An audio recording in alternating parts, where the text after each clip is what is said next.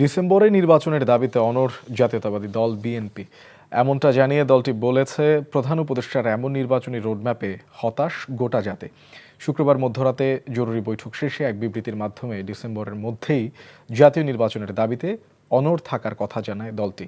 বিবৃতিতে বলা হয়, প্রধান উপদেষ্টার ঘোষিত নির্বাচনের সময়সীমার ক্ষেত্রে আবহাওয়া সংকট এবং রমজানের মধ্যে নির্বাচনী প্রচারণা ও কার্যক্রম চ্যালেঞ্জের মুখে পড়বে। একই সাথে দ্রুত নির্বাচনের ক্ষেত্রে প্রতিবন্ধকতা হিসেবে একটি বিশেষ রাজনৈতিক গোষ্ঠীকে দায়ী করে বিএনপি।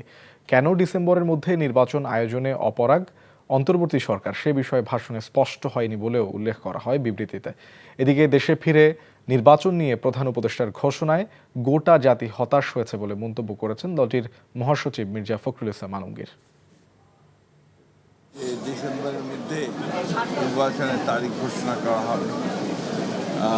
আজকে প্রফেসর ডক্টর ইউনূস তিনি বোধহয় জাতির উদ্দেশ্যে ভাষণে এপ্রিল মাসের ঘোষণা করেছেন। নিঃসন্দেহে এতে আসলে আমরা নয়, আমার গোটা জাতি হতাশ হয়েছে। বান্ডেল থাকলে প্রতি সেনমানিতে টাকা বাঁচবে। বিকাশ সেনমানি বান্ডেল কিনে জিতুন প্রতি লেনদেনে।